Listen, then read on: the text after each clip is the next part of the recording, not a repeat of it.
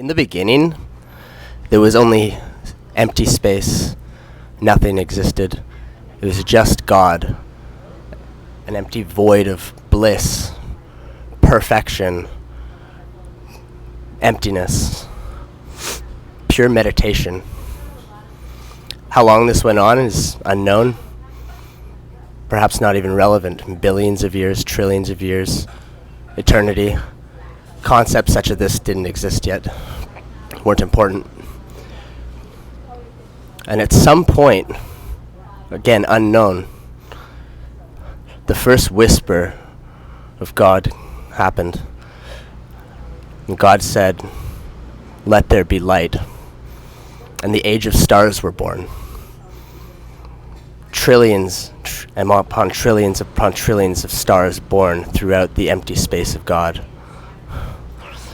These were later defined as the positive and the negative energies were born. The masculine and the feminine energy were born. We have many names for it now. This was in the beginning, and everything stemmed from there. The birth of duality.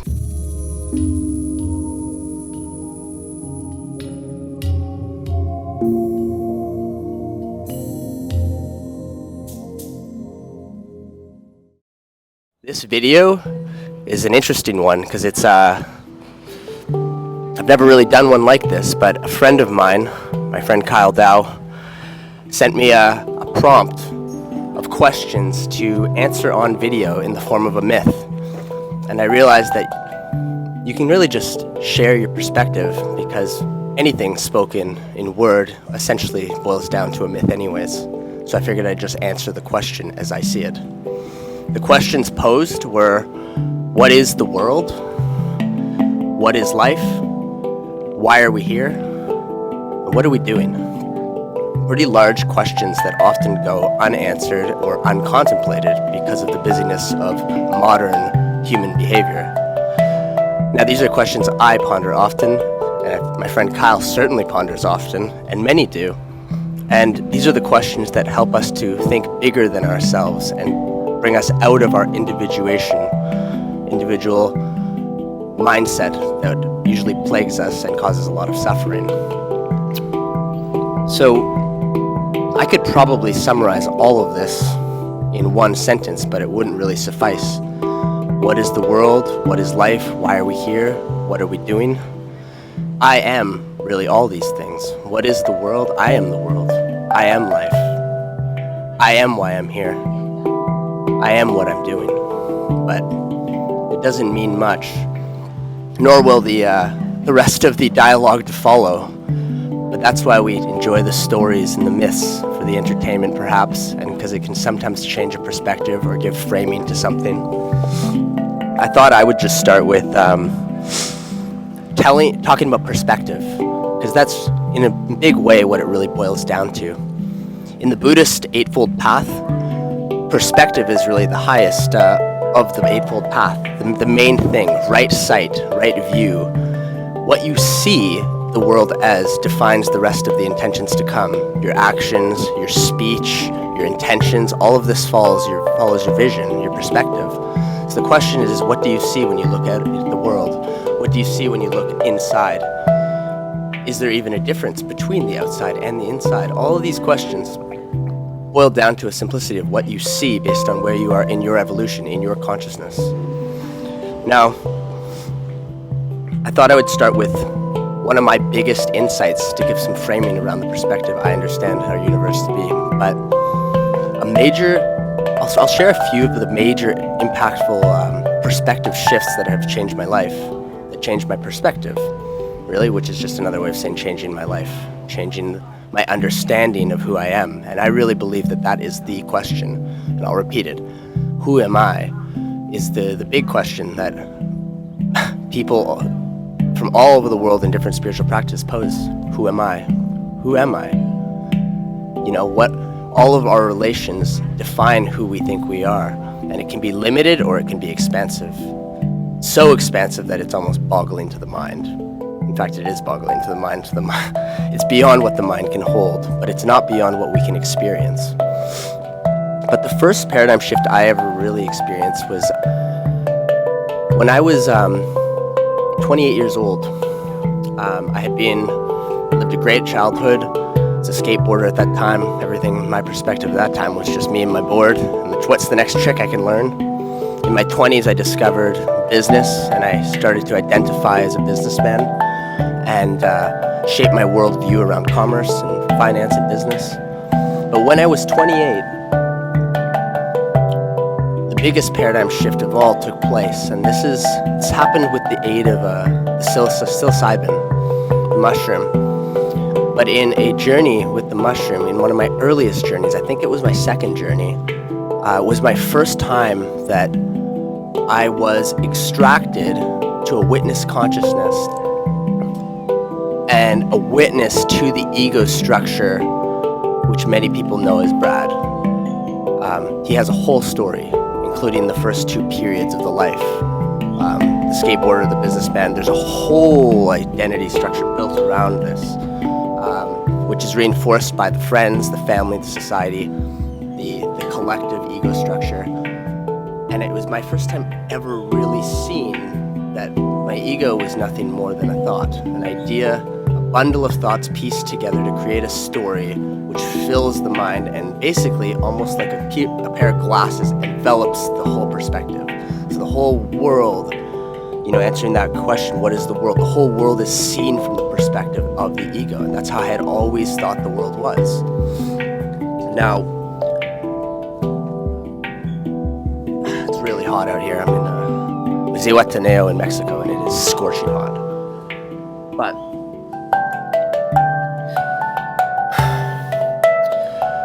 that was my first time transcending, being out of the perspective of the ego. And through that outside view, that awareness shift to a higher perspective, I realized that I am not my ego. It's not that I'm not my ego, but it's just not the truest sense of who I am. It's not the highest perspective of all that I am. It's a small, limited view. It's a contained view, a contracted view, which requires me to identify as a human being in a body, and so on and so forth. But that was a shocking experience for me, a complete paradigm shift, because the first question, I remember one of the first questions that arose is, if I'm not Brad, then who am I? And there comes in the true search, the true desire to know who we are and to know who I am began in that moment. Who am I then, if I'm not just this bundle of concepts, just this idea structure that I've worked so hard to create, so hard to reinforce with my friends and my community and myself, my self-image as a separate self. What is the world is a really interesting question, because it comes down to all of our relationships, all of our relations. We are whatever we want to be, whatever way we want to know ourselves, whether that's in the highest form or the most contracted form. We're all of it, and we have to make this decision. Maybe we make the decision, maybe we're guided to the decision, it's hard to say. Maybe it's determined already. But this question of who are we in the world comes down to the reason we're here. So basically my life up to this point was just leading to the awakening of a question. And that's why the questions we ask in life are so important. They define our intentions, and our intentions define what we find in life, right? How do I make $1 million? That will totally envelop my entire essence of what I'm trying to do in the world. Everything will be framed around that if that's my true desire. But if you truly desire to know who you are, your search will begin, and it may be a very long search. It could be a quick search. It really depends on where you are in your journey, how ready you are to find out the true depths of how much you are, how fantastic, how perfect, how extraordinary, right? This is the path of creation, the path of God. The next, that first part, just sharing now, is the first realization of I am not the ego, and that there's more to the story. I want to share another story and thing that happened. And this happened in 2019, my friends and I, we met a man named Master Chen at a Taoist temple when we were at an ayahuasca integration circle in Colorado. And we went to his Taoist temple, and he thought we were a very fascinating group with this ayahuasca plant, and we weren't doing any ayahuasca there, but we had just stumbled into this place to do our integration. And he instructed, after getting to know him, he did a reading for me, a Taoist reading, and he read my entire future path. He told me who I was, my life challenges. He told me where I come from, what I'm destined to do, everything about me. He just knew in just reading my chart. All he needed was my birth date and time, and he was able to just read into it as if he had known me for my entire life. And I walked out of that session, this reading with him, blown away.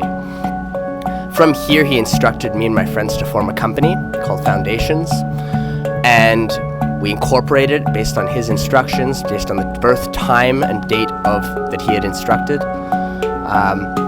and we set up the first retreat I'd ever done called Tao Mastery. Tuition to Tao Mastery was $12,000, and I didn't understand at all what was going on. I'm like, I can't, it's so expensive. And he's like, just trust that it will fill, the right amount of people will come, everything will happen in accordance. And so it did. And Tao Mastery was a paradigm shift. It took me into a world. He taught us about the Taoist readings, that we can read into our life purpose and why we're here and the soul's journey. And I don't talk about this much because, I don't know what to say about it most of the time, but he told me why I was here. He told me my life challenges, and he told me our whole group. He basically read into everything, and he taught us how to do this for others as well. This is a skill and a tool that I know how to do now, is do Taoist readings. But I think the shock for me is that these readings transcended time. How can one know about the future of another's life and what they're doing here and why they're here and all this stuff? How is that possible? It would imply that the future is already known, or that there's a predestined situation, or there's a destiny for each of us. But once I realized that there is a predestined reason why each of us is here, and I could summarize Tao Mastery to, there is a purpose. There is a reason each of us are here. And to really see that, to really feel that, I'm here for a reason. There are no accidents. The universe is completely intelligent. It is an absolutely supreme intelligence. Everywhere around you, everything about the universe is intelligent. And it's guided, and you are here for a reason. To really feel that in your beingness, in your heart, is life-changing. And many people, I think, don't even think there's a purpose. They think it's just random. They don't believe in a God. They just think we're just somehow here. This extraordinary organism is just randomly here, and they don't even really feel into that extraordinary nature. And I think that's what spirituality is all about, is to realize how perfectly designed this universe is. Like an architect. Imagine, when we think about the architect of a really beautiful building, you're like, wow, that's beautiful, incredibly designed. Think about the universe. That is supreme intelligence in the design. And there's a purpose to each of us. There is a purpose, what we're here to share and what we're here to experience and what we're here to... The perspective you hold is part of a much greater perspective. I almost think of it like a big super organism with trillions and trillions and trillions of infinite perspectives that each of us is collaborating and collectively absorbing. And each perspective, when you put together, this superorganism creates a collective perspective, or a collective consciousness, as many people refer to it. So this last story is about purpose. Realizing that you're here for a reason. You have a gift. You were born to be something. Like a seed that drops into the soil and is seeded to become a tree, or seeded to become whatever, a beautiful flower or a rose. The imprinting, the genetic coding of the seed is already imprinted. It's just looking to the light, looking to get all the nutrients it needs to become its full self. And that's what we're like. We come into this world with a purpose, with a destined genetic code of beingness that we just need to open into and not contract, not stay small, right? We can look to nature like a garden bed of flowers and look how they do it. Every spring, they look to the light and they expand out into it with courage, right? You know, there's a lot of animals that can come eat them up, and they do. We cut down trees, we eat plants, but nonetheless, they courageously open up to life. And that's what we have to do. That's what I learned at Tao Mastery. I want to share the next piece of perhaps myth, but a way of knowing thyself, a way of relating to myself and knowing myself that made a huge impact on my life. This was in probably 2021 when I started to come into more of a shamanistic path or an indigenous ways and starting to learn about the elements that make up our life. Learning to know ourselves is such an elaborate way, and in the indigenous path and in a lot of traditions, to know yourself as the elements is really important. So as I spoke about as from the ego's consciousness, we primarily, those who are in ego consciousness, and the issue is that the highest way you know yourself, or the most dominant way to know yourself, is through the identity structure, to know ourselves as our names and our story and so on and so forth. In more of the shamanistic path, it's important to stop telling our stories, because telling our stories actually perpetuates the idea of the story in the first place, which keeps us stuck. As we get into practices of earth wisdom and the world as we know it here, there are more accurate ways that we can learn to know ourselves. One of the most powerful ways that I've learned to know myself, and it happened through, I guess, experiences that I've had with plant medicines as well. Ayahuasca, but specifically San Pedro cactus, really helped me to understand myself as light. And the four main elements, which I won't go through them all, but I can share what they all are. But there's light, or fire, or the sun. There's water, right? The water. There's the air, the breath that we take. And then there's the earth, the actual stuff that we eat, and the material, the thing, the stuff that looks like it's appearing a material. We call it earth, right? Which is all sorts of minerals and various things. But these are the things that our bodies and our essence is made out of. And in my understanding, these are important ways to know ourselves, right? Many people understand that we are made of light. Light is what creates the body, right? And when light and water mix together and all this different stuff, it creates our bodies, and we emerge out of the world in this way. Whatever, 70% of our body is made out of water. I'm sitting under the sun right now, but the light is what really infuses and creates, there's an intelligence that moves through light. Our whole world revolves around our sun, right? The sun is the center of our galaxy and the center of all galaxies out there. And we don't often relate to ourselves in these ways because we're so busy relating to ourselves as our ego structure, as our thoughts. Now, as we start to transcend these thoughts, or to give perhaps less importance, is actually maybe a better way that I would say this. As we give less importance to our thoughts through various practices, through meditation, we can start to know ourselves in more abundant ways. And these abundant ways would be learning to know ourselves as light. That's why if you're a yogi, many people say namaste. When I was in Nepal, they authentically say these things because it's the truth. Namaste. As a light being myself, as a descendant of light, I recognize you as brother, as a descendant of light as well. We are the same. We emerge from the same thing. We're made of the same water. We're made of the same fire, the same light, right? We are the same. We breathe the same prana, the same air. We are the same organism. We are learning to come into a unity form of consciousness, so it has to be experienced, and it's not an idea. And I think it's really easy to say these things, to say namaste at the end of a yoga practice as almost like just a practice, I guess. It's just what you do. But the key is, are you really experiencing yourself in these ways? Are you truly and authentically experiencing yourself as the water of this planet, the light of the world? And as we start to shift our perspective to, I am the light of the world, authentically, I truly feel myself that way. And this is something that happens through practice. Even me, I very seldomly experiencing myself that way. I mostly experience myself as the ego. I'm not here preaching that I'm above this stuff. I'm still very early in my journey, and I have not transcended my ego in a way that's deeply meaningful. But I have seen glimpses, and I have experienced, most importantly, myself in higher places. I have experienced myself as the creator of the universe. Well, maybe not the universe. I actually have experienced myself as as our sun, which is just there's even more to go. But I have authentically experienced myself as light, as the light of our planet, and experienced myself in relationship with the earth in that way.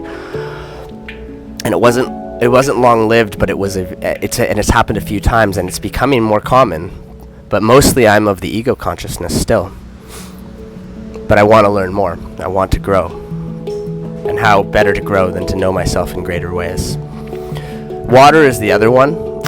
Master Chen instructed me that water was the element that I would be calling in for my life.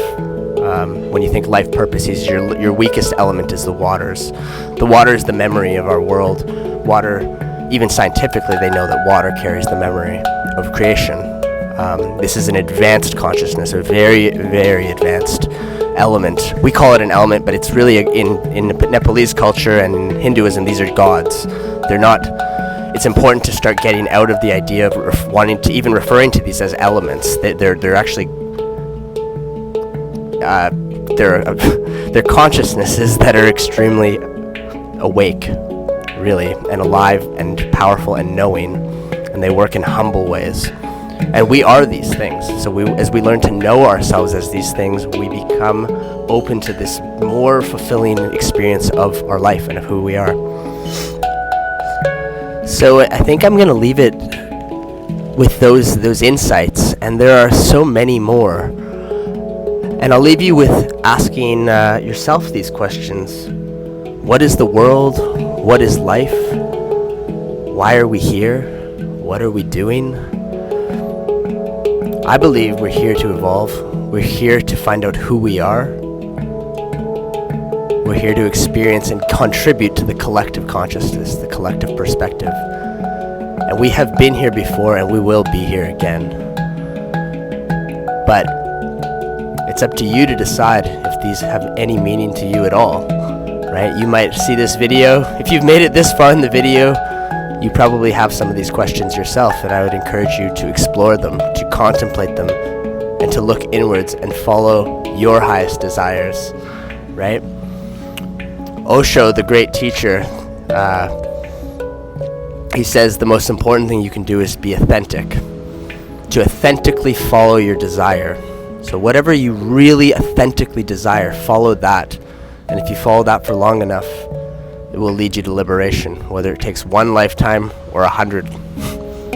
So, I bid you, I truly wish you the best on your spiritual journey. Namaste.